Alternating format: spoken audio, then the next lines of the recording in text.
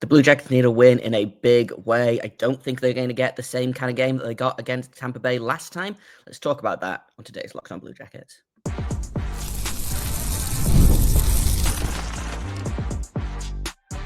You're Locked On Blue Jackets, your daily podcast on the Columbus Blue Jackets, part of the Locked On Podcast Network, your team every day. Hello, and welcome to Locked On Blue Jackets, part of the Locked On Podcast Network, your team every day. I am, as always, your host, Jay Foster, here to give you the good, the bad, and the ugly about your favorite team and mine, the Columbus Blue Jackets. Before we get things started, I want to thank everyone for making this your first listen of the day every single day. Locked On Blue Jackets is free and available on all podcast platforms and over on YouTube. I also have to let you know that if you don't know, the college football playoffs are here, and you don't want to miss a moment of the action. The college football playoff, presented by Allstate, begins with 4 first-round games, December 20th and 21st on ESPN, ABC, TNT, and Max. But we're not talking about college football. We're talking about hockey right now, and the Blue Jackets are in Tampa. The last time these two teams faced off against each other was chaotic. I think it's probably the best way to describe it. Blue Jackets had that 7-6 overtime win, where they had, 6 goals scored in about a 3-minute span between the two teams. Just everything happened. There was 13 goals scored in the entire game, which is too many goals, quite frankly. And the Blue Jackets came out on the right side of it. It's not going to be like that tonight, for a couple of reasons. Number one is that the Blue Jackets' goal scoring has dried up a little bit. They've kind of come back down to earth a little bit from that unsustainable heater they were on. They're still a very good goal-scoring team, but not quite like they were the first time these two teams faced off against each other. The second reason is I expect the goaltending to be different on both sides. And we'll talk about the goaltending specifically for the Blue Jackets in a minute here. But I would guess that they're going to get Andrei Vasilevskiy in front of them instead of Jonas Johansson. Now, in fairness to Jonas Johansson, he has only played twice since that last game with the Blue Jackets, and he's played quite well both times. He played November 29th versus Nashville for a win, 2 goals on 31 shots, and then he played December 14th against Seattle and allowed 1 goal on 22 shots. So he's played quite well since the last time these two teams faced off against each other, but he's also only played twice since then. The Lightning didn't play last night, and they don't play tomorrow night. So my guess is that the Blue Jackets are going to see Andrei Vasilevskiy, who has been really very good basically his entire career. And he's been, again, quite good this year. He's got a 9-10 save percentage on the year. He's 13-9-1. Coming off the back of a not great start against Calgary, 3 goals on 22 shots, but they got the win anyway. And, you know, the 3 games before that, he had a 9-20 or better. So, like, again, a very good goalie, has given the Blue Jackets fits in the past. And I can almost 100% confirm that this game will not be as high scoring as the last time. It might be high scoring one way. We'll see what happens with the Blue Jackets goaltending. But unless Andrei Vasilevskiy, decides to put his pads on backwards, I can't imagine a way that he's going to allow 7 goals like last time. It could still be a chaotic game. It really depends on which Blue Jackets team shows up and which Tampa Bay team shows up, but it's not going to be like last time. And honestly, that's probably for the best, because I don't know that my blood pressure enjoyed that game. I don't know that any coach enjoyed that game, blood pressure wise. I know a lot of fans enjoyed that game, but it was stressful to me. So I'm glad that this is probably going to be a little bit lower scoring, but hopefully still in the Blue Jackets' favor. With the Blue Jackets, they're on a 4-game losing streak right now. They are struggling. They are trying desperately to solidify their goaltending. It's going okay, ? Small sample size with Jet Greaves. He was excellent against Capitals. Struggled a little bit against the Ducks, but I think because no one in front of him showed up. So he's my guess for tonight's starter. We'll see what happens. I genuinely, I wouldn't want to put money on it, quite frankly, because I could see Everson decide to go back to Elvis. I could see Everson decide to go to Tarasov, who hasn't played in a while. And the big thing about Tarasov was that he was rusty, and then they didn't play him for 3 straight games, or even dress him for 3 straight games. So I'm not sure what's going on there, but My guess is they're going to sit him and then send him down to Cleveland for a couple of weeks to condition, like Pittsburgh did with Tristan Jarry. I talked about that a little bit yesterday. So it looks like they're going to be rolling with Greaves and Merzlikins for the time being. And frankly, I think I would go with Greaves right now. I think he has more to prove than Elvis, and he was very good against the Capitals.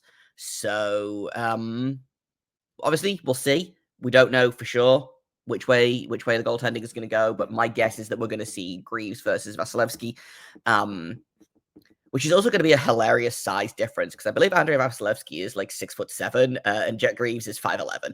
So that's fun for mostly just for me again, but it's going to be an interesting matchup of Vasilevskiy, who's played 400 games in this league. He just hit game 500 in this league, and Jet Greaves has, I think, 12 games in the league. So we'll see how that goes. I don't feel terrible about that goalie matchup. Like, I don't feel great about it, but I never feel great when you face off against someone like Vasilevskiy. In the same way that, facing off against Connor Hellebuck is always going to be stressful, in the same way that facing off against Igor Shesterkin is going to be stressful, or Jake Ottinger, but I feel fine about starting Greaves. Like, that's the choice I would make. And they're clearly trying to prove something here. And I don't know whether it's we're going to play Greaves until you prove that you can have your job back to Elvis, or if they're genuinely trying to figure out, right, what do we do about the goaltending? Because it can't continue.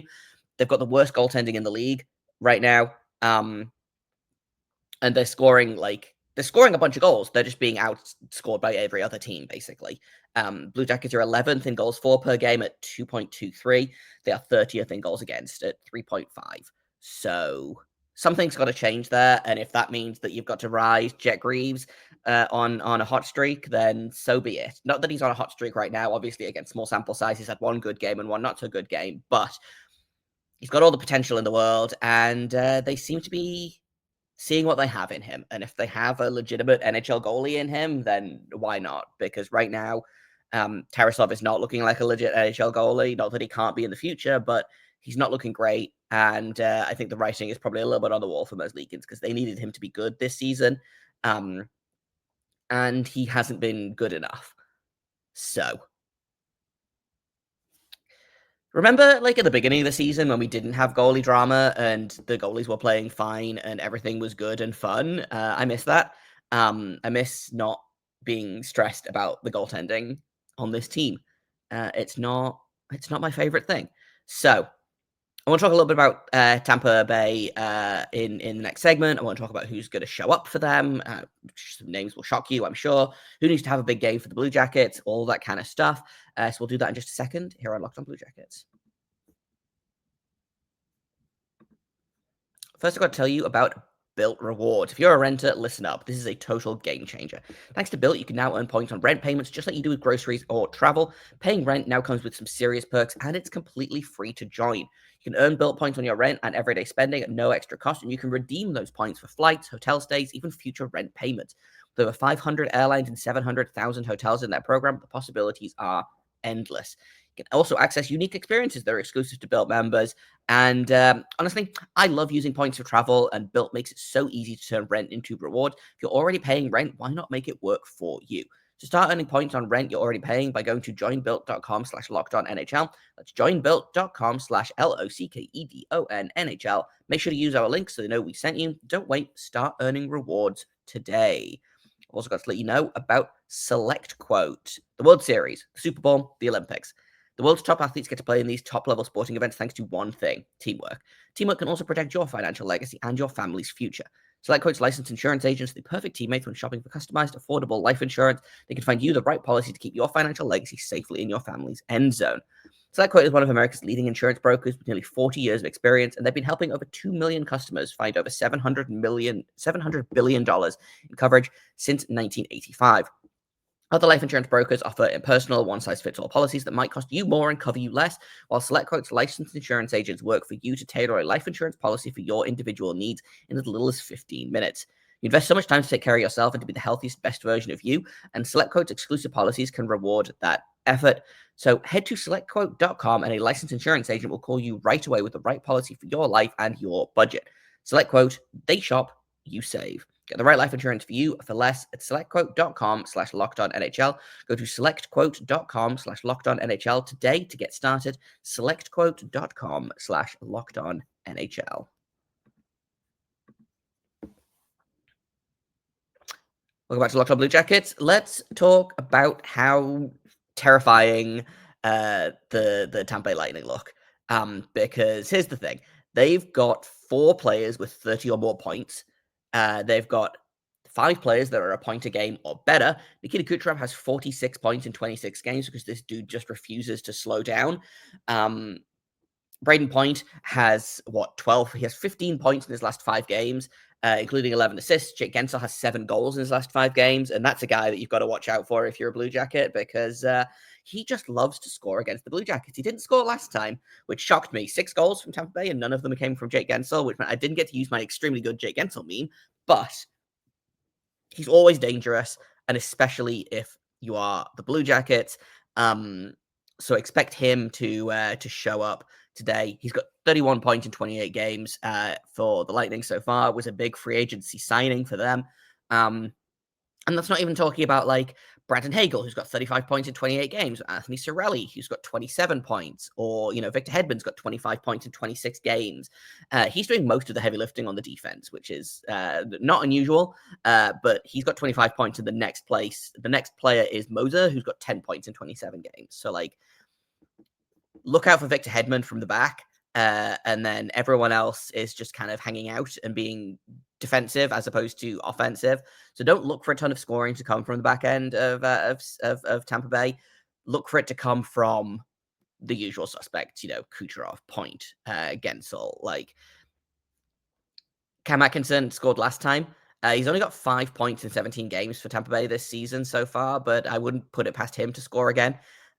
Just because that seems like that makes sense. The Cam Atkinson revenge tour is well and good and alive and stressful to me again. But those are the guys. There's nothing surprising about the Tampa Bay Lightning at this point. They are inevitable. They are a good team. They are 16-10-2 on the season, which is not as dominant as they usually are. I believe they're in a wild card spot right now. Yeah, so they are a point behind the Boston Bruins for the 3rd seed in their division, but they are still squarely in a wild card spot. Blue Jackets are only 5 points behind them, but they have played 3 more games. So the East is weird at the minute. Blue Jackets are only 3 points out of a wild card spot, despite the fact that they're on that 4-game losing skid. So the second wild card spot is currently held by the Ottawa Senators, who are on a 3-game winning streak right now. And then between them is Philadelphia with 32 points, the Rangers with 31, Pittsburgh with 31, New York with 31, and then the Blue Jackets with 29. So a win tonight for the Blue Jackets, providing the results work out for everyone else, will put them, I believe, above both Pittsburgh and New York and equal with Pittsburgh and the Islanders, and equal with New York, only 1 point out of the wild card spot. However, that feels like a big ask, quite frankly, for this team. Not this team specifically, but like this matchup feels tough. Although I said that about the Winnipeg Jets, and look what happened there, So, like, it genuinely wouldn't surprise me if the Blue Jackets come out and play their best game of the season so far. It also wouldn't surprise me if the Blue Jackets come out and just completely fall apart. They continue to struggle on the road. And they've started struggling at home as well, which is not ideal. But, like, in terms of players to watch for the Blue Jackets, Kent Johnson has 3 goals and 6 points in his last 5 games. Kirill Marchenko has 3 assists in his last 5 games. Zach Werenski continues to lead the way. He's got 31 points in 31 games so far. He had, I believe, he had just had a point streak snapped against Carolina. He didn't record any points, but he was on a 4 or 5 game point streak before that, 4-game point streak before that, starting in Winnipeg, going all the way up to Anaheim. He's got 2 goals in his last 5 games. So, like, expect him to show up as he usually does. Ken Johnson, I've just mentioned, but he's got 18 points in 17 games now, and is, I believe, 5th in the team scoring, having played 13 or 14 games fewer than anyone else above him in scoring, which is always fun, you know. Cole Sillinger as well, creeping up there, 19 points in 30 games so far. He's having a really quietly good season, although he's on a little bit of a cold streak at the minute. Only 1 goal in his last 5 games. So if you're looking for a candidate to score a goal, it might be him because he feels like he's due. Shockingly, it's the kids again that you want to pay attention to. I think Sean Monahan, you have to give him a mention for continuing to lead the team. He's, I think, second or third in scoring. He's got 25 points in 31 games. So he's cooled off again a little bit, but still, it's still very much a part of this team moving forward. So lots of players that need to have big games for the Blue Jackets. I think goaltending is going to be the most important here because, quite frankly, you need to match up against Vasilevskiy, and also you have to stand tall against guys like Kucherov, who continues to be one of the best players in the league. I don't know where he is in terms of like league scoring right now, but like 46 points is it's a lot of points. He is tied for third in league scoring right now. The only players that have more points than him are Mikko Rantanen, Leon Draisaitl, Kirill Kaprizov, and Nathan McKinnon. Nathan McKinnon just hit 50 points, which feels insane. But Nikita Kucherov, third in league scoring. 3 guys are tied for second. So it's tough out here for anyone playing the Lightning, quite frankly. And we'll see what happens. Hopefully it goes well. I'm not like the most confident I've ever been. I'm not going to lie. I'm still going to pick the Blue Jackets to win, just because I've done it for every game so far this season, and it feels like quitting to change my mind now. Maybe that makes me a homer. Maybe so. I don't care. Let's say a 4-3 win for the Blue Jackets. Let's go with my earlier prediction. Let's say a Cole Sillinger goal. And we'll see where we go from there. I'm interested to see what the lines look like, because I think the lines have to change. I'm recording this before morning skate has happened or any kind of lines have arrived. I'm just checking Twitter to make sure that I haven't missed them. But in my mind, the lines have got to change. They haven't worked the last several games.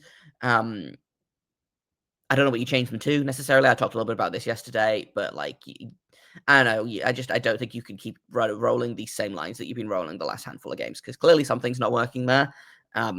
So something's got to change. We'll see if it does. We're going to finish off today with our friends over at Locked On NHL Prospects, actually, who are... Last week, they recorded a full episode on Blue Jackets prospects. They looked at guys that are currently in the NHL. They looked at guys that are in the AHL, and then they looked at guys that have yet to join the organization. So guys that are playing Major Junior, guys that are playing overseas, things like that. So I'm going to play a little bit of that episode for you today. They're talking about Adam Fantilli, Kent Johnson, and Cole Sillinger in this episode, in this section. So we're going to play a little bit of that for you. And they have lots of nice things to say about these players. So just be aware, it was recorded, I believe, last Monday. So some of the stats are a little bit out of date, and some guys have got better since then. So we'll take a quick break, and then when we get back, it's prospect time here at Locked On Blue Jackets. First, I've got to tell you about FanDuel. Get ready to tackle the NFL action with FanDuel, America's #1 sportsbook. Right now, new customers can bet $5 and get $150 in bonus bets if you win. FanDuel Sportsbook app gives you everything you need to place live bets on the NFL all in one place. So when you get a hunch in the middle of the game, you can check out the latest stats, you can feel live play-by-play, and so much more on the same page where you place your bets.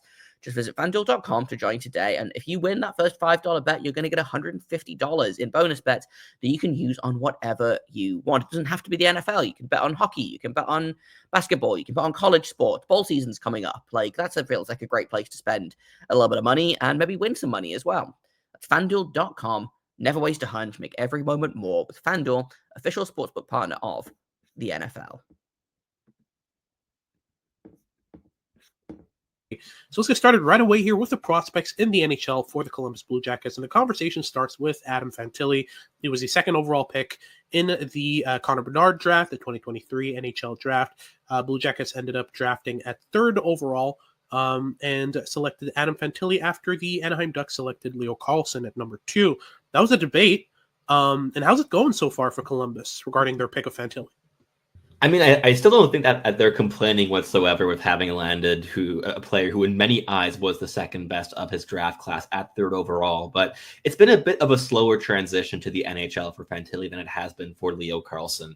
Carlsson's been a really smooth transition to the NHL for Anaheim, certainly helped by the fact that he was acclimated in a really intelligent way, being played big minutes, but not every single game last season to kind of get adjusted to the NHL pace and intensity. And this season, he's also up to 11 points in 20 games with Anaheim. But Fantilli has been playing a really solid role for the Columbus Blue Jackets. He's been showing his physicality. He's been playing really well off puck as well, rather than just being that puck hound, the puck dominant forward that he was throughout his entire draft year. And he's gotten a bit more conservative with his puck touches, which he needed to be at the NHL level. And even though the production hasn't been amazing with Columbus so far this season for Fantilli, he has 5 goals and 13 points in 26 games, which puts him at 7th in team scoring. I still think that he's been progressing his game, even though the production hasn't quite popped off just yet. And he was always a player that was going to have to take a little bit longer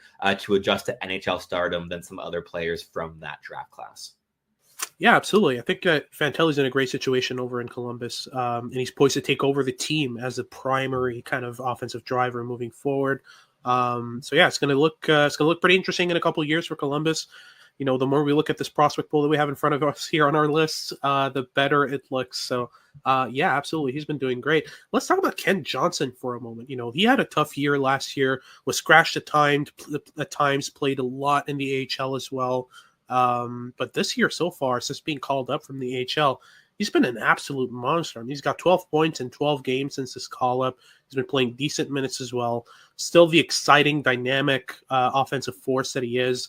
But the issues were always on the defensive side with Johnson. You know, he's very much offensive leaning. His skating has certainly improved. That was another of the concerns with Johnson in this draft year. But so far, he's been able to play inside structure a lot better, kind of follow the game plan a lot better. And that leads to better opportunities when you're playing under NHL coaches. It's great to be offensively skilled. It's great to be able to break structures with your skill and kind of separate from those tactics in order to find opportunities. But he still need to be able to follow a game plan. And so far, Ken Johnson has gotten a tiny bit better at that.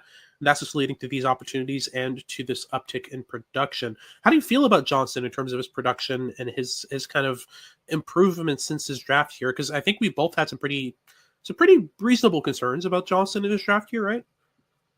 He was always a very chaotic player. I mean, the puck skill, the dynamism were irreproachable going back to his D-1 season. But yeah, his entire draft cycle was always a kind of a question of balancing the risk and reward. And I think a lot of the concerns that we scouts had with Ken Johnson was if that balance was ever going to really calibrate, and it's seeming to do so at the moment of his development. I mean, he had a great rookie season in the NHL with 40 points in 79 games. Then the last year was so odd because he started the year in the AHL with Cleveland, dominated the AHL with 15 points in 10 games, and then did decently well upon returning to the NHL, but his confidence was certainly not what it was in his rookie season last year. But this year, he's been flying out of the gate. He picked up an injury earlier on in the year, but he's been really solid going back to November now, the last month, and he has I believe like 9 points in his last 10 games.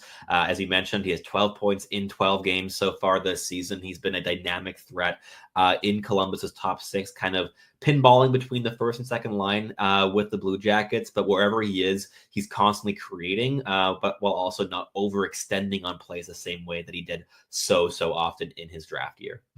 Yeah, I think that's a great progression in this game. And yeah, he's looking more and more reliable, efficient. You know, we know he has the skill, the Michigan goals, we've seen him. You know, he's got all that high-end talent, but it's really about how you play inside structure in the NHL. He's gotten way better at that. Finally, let's talk about Cole Sillinger. He was an interesting selection. Was drafted right after Tyler Boucher in the 2021 NHL draft. How's that been so far for Columbus? Because it looked absolutely amazing off rip, right? Like he made the NHL in his draft +1. Kind of surprised everyone with that, mainly due to his kind of mature style of play, his physical game as well being pretty polished. But what's it been like so far for him this season? Yeah, it's been really interesting for Sillinger. I mean, I think it's easy to forget just how young this player still is because this is his fourth NHL season already, and he's 21 years old. He only turns 22 in May.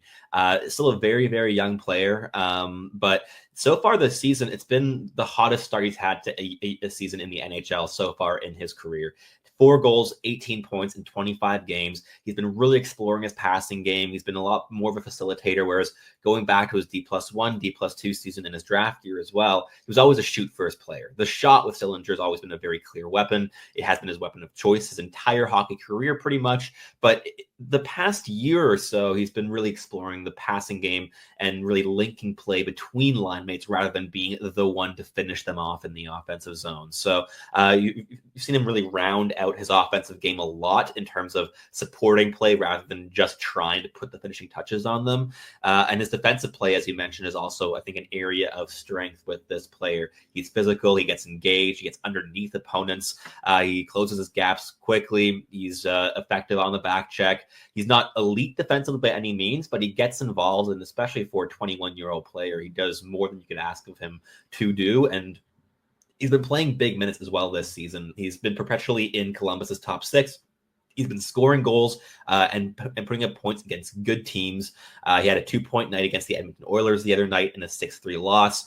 He's just been really solid for Columbus overall, and I've really liked how his game has kind of evolved since his draft year, because this isn't the same profile of player as he was in his draft year, right? Like, he really was that shoot-first player, but he's transformed his game into a lot more well-rounded and polished type of thing now. So very happy to see that progression being done also at the NHL level. So you're seeing more and more teams trying to develop their players in the NHL, and I think that Sillinger is an example of that going quite well for the Columbus Blue Jackets. Absolutely. I think it's really interesting to see him kind of develop into this well-rounded offensive player. He's got the high-end kind of two-way skill as well, kind of learning the defensive game on the fly. But, when you play in Columbus, I think the main concern for Columbus right now is how to teach these youngsters to take over the team and win as a group. Because a lot of them right now, what they're experiencing is kind of the same issue we've seen before with other teams, which is we're going to have this young roster, surround them with a couple of vets, but the youngsters aren't really kind of learning how to win as a group. But I think that'll come with time.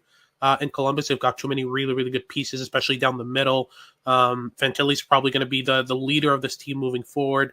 And if you can learn to really, really kind of be the player they can lean on in difficult times, kind of like what Kirill Kaprizov and Mats Zuccarello have become in Minnesota, who've just been absolutely on fire this season. They know that whatever happens, they can fall back on Kaprizov, on Zuccarello, on Brock Faber, and things will be okay. I think the Blue Jackets could really benefit from a group like that if those players can become that. And that's kind of all I've got for today. Tomorrow we're going to break down tonight's game against Tampa Bay Lightning. It'll be what it is, But thank you for listening. Making us your first listen of the day every single day. Locked On Blue Jackets is free and available on all podcast platforms, on YouTube and on SiriusXM. I've been Jay Foster. You can find me on Twitter at _Jacob Foster, JAKOBFORSTER. You can find the show LO_Blue Jackets. If you have comments, questions, criticisms, you can email me at lockedonbluejackets@gmail.com. Thank you once again for making this your first listen of the day. Until tomorrow, make sure you stay locked on.